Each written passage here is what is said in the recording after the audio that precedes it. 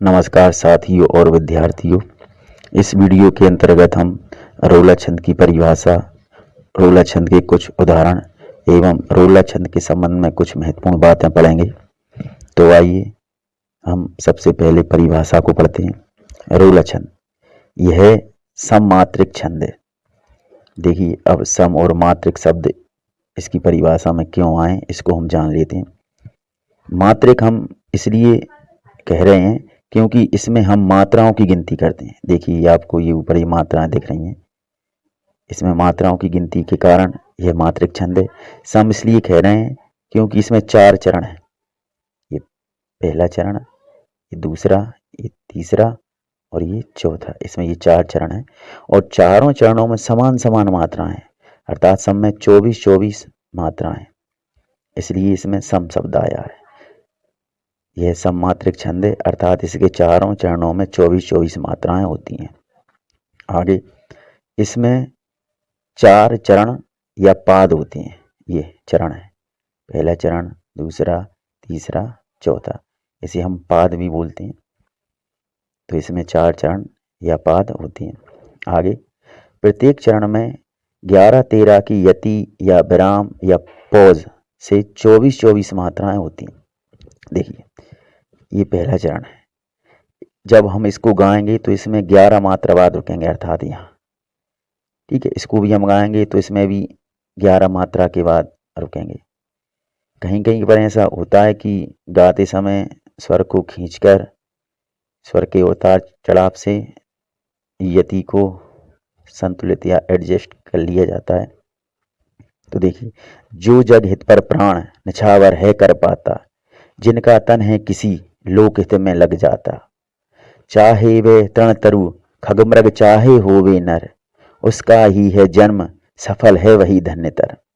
तो इसको गाते समय 11 मात्रा के बाद रुकेंगे, फिर 13 मात्रा के बाद रुकेंगे, फिर 11 मात्रा के बाद, फिर 13 मात्रा के बाद, फिर 11 मात्रा के बाद, फिर 13 मात्रा के बाद, फिर 11 मात्रा के बाद और फिर 13 मात्रा के बाद।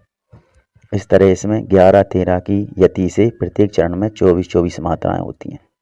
आगे 2 चरणों के अंत में तुक आवश्यक है। देखिए, कर पाता, लग जाता, पाता जाता, तुक आ रही है ना। इसी तरह तीसरे चरण में होवे नर, धन्यतर, नर तर, नर तर, इसमें भी क्या आ रही है, तुक आ रही है। तो 2 चरणों के अंत में तुक होना आवश्यक है। इसके दोनों चरणों में तुक है, यहाँ पर भी दोनों चरणों में तुक है। अब ये भी हो सकता है कि चारों चरणों में उनके अंत में समान तुक हो, वो भी हो सकती है। अगर समान नहीं है तो कम से कम 2 चरणों में एक सी तुक या समान तुक होना चाहिए। आगे देखिए, प्रत्येक चरण के अंत में 2 गुरु या 2 लघु होते हैं। देखिए, जैसे पाता, पाता में दोनों गुरु हैं, जाता, जाता में दोनों गुरु हैं, नर, नर में दोनों लघु हैं, धन्यतर, इसके तर में भी दोनों लघु हैं। तो चरण के अंत में गुरु गुरु या लघु लघु होते हैं। और किन्हीं किन्हीं उदाहरणों में हम ये देखेंगे कि लघु लघु या गुरु गुरु भी नहीं होते, कोई दूसरी तरह की ही व्यवस्था होती है। तो वो हम नीचे अन्य उदाहरणों में देखेंगे। तो प्रायः चरणों के अंत में 2 गुरु या 2 लघु होते हैं, परंतु ऐसा आवश्यक भी नहीं है। आइए अब हम मात्राओं को लगाने के संबंध में कुछ जानकारी प्राप्त करते हैं।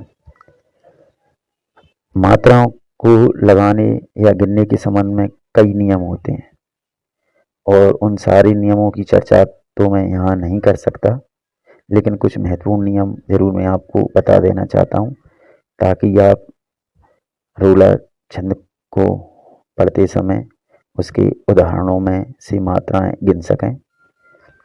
सारे नियमों की जानकारी अगर आपको प्राप्त करना है तो इसके लिए आपको अलग से पढ़ना पड़ेगा। तो आइए देखते हैं। 2 तरह के स्वर होते हैं, एक ह्रस्व और दूसरा दीर्घ। ह्रस्व स्वर में आता है छोटा आ, छोटी ई, छोटा ऊ और री ऋषि। इनसे जो मात्राएं बनती हैं वह लघु मात्राएं होती हैं और इनका साइन ये होता है।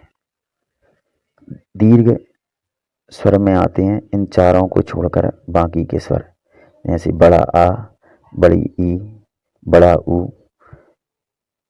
ए, आई, ओ, औ, ये।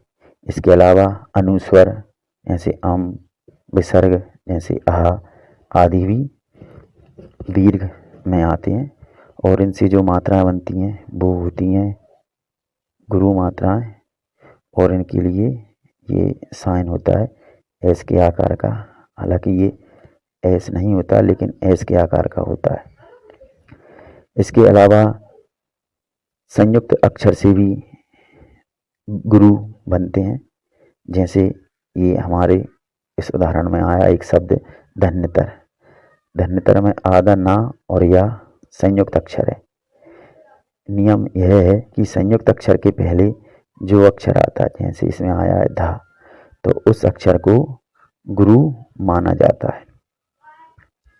इसके अलावा एक और नियम है कालमान या बलहार। काल मान या बल भार, इसको थोड़ा समझ लेते हैं। जैसे किसी अक्षर को मतलब इस पद में गाते समय किसी अक्षर को ज़्यादा जोर देना पड़ रहा है या उस पर ज़्यादा समय लग रहा है, तो भले वो अक्षर छोटा हो, उस पर छोटी मात्रा हो, लेकिन हम उसे दीर्घ मानेंगे। इसके विपरीत कोई अक्षर ऐसा है पद में जिसको गाते समय कम समय लग रहा हो, उस पर भार भी कम पड़ रहा हो, तो भले उस पर बड़ी मात्रा हो लेकिन हम उसकी गिनती लघु में करेंगे। ठीक, तो अब आइए अब हम हमारे इस उदाहरण में आई मात्राओं को गिनते हैं। जैसे जो पर बड़े ओ की मात्रा है जो कि दीर्घ है। इसके अलावा जगहित पर चारों की चारों छोटी मात्रा हैं, पर इस पर भी दोनों छोटी मात्रा है। प्राण, इसमें प्रा इस पर बड़ी मात्रा है, वहाँ पर छोटी मात्रा है। न्यौछावर में ना पर छोटी मात्रा है, छा पर बड़ी मात्रा है, वहाँ पर छोटी मात्रा है और रा पर छोटी मात्रा है पर बड़ी मात्रा है, का पर छोटी मात्रा है, रा पर छोटी मात्रा है, पा पर बड़ी मात्रा है, ता पर बड़ी मात्रा है। तो इसी तरह आप दूसरे, तीसरे और चौथे चरण की मात्राओं की गिनती कर सकते हैं। अभी आपने रोला छंद की जो परिभाषा पढ़ी, परीक्षा की दृष्टि से उतनी ही पर्याप्त है। यहाँ हम रोला के संबंध में कुछ अन्य विशेष जानकारी दे रहे हैं, जिसको पढ़कर आप अपनी रोला संबंधी जानकारी को और बेहतर बना सकते हैं। तो आइए शुरू करते हैं। पहली विशेषता, इसके चरणों में 2 गुरु होना आवश्यक है, पर अंत में 4 लघु, 1 गुरु, 2 लघु और 2 लघु 1 गुरु भी मिलते हैं। देखिए 2 गुरु होना आवश्यक है, ठाड़ी वाड़ी में दोनों गुरु हैं, लेकिन इसके अलावा 4 लघु भी मिलते हैं। जैसे चमकत, दमकत में 4 लघु हैं। देखिए और 1 गुरु और 2 लघु। देखिए सोहती, सो ये गुरु है, हावरती ये लघु है, पोहती पो गुरु है, हावरती लघु है। आवत आ गुरु है, वावरता लघु है। मिटावत टा गुरु है, वावरता लघु है। तो 1 गुरु और 2 लघु भी मिलते हैं। और देखिए 2 गुरु और 1 लघु, 2 गुरु देखिए ऐसे सुंदर है, दौरा लघु है गुरु है। रत्नाकर है, इसमें का और रा लघु हैं और है गुरु है। तो हम कह सकते हैं कि 2 गुरु के अलावा 4 लघु, एक गुरु दो लघु या दो लघु एक गुरु भी मिलते हैं।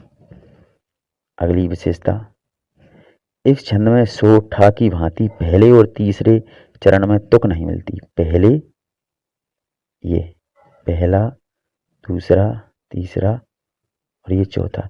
पहले चरण में की तुक है चमकता और तीसरे चरण में ठाड़ी। तो पहले और तीसरे चरण में तुक नहीं मिलती या फिर इसमें, ठीक है। सोहिती, आवत, इसमें भी तुक नहीं है।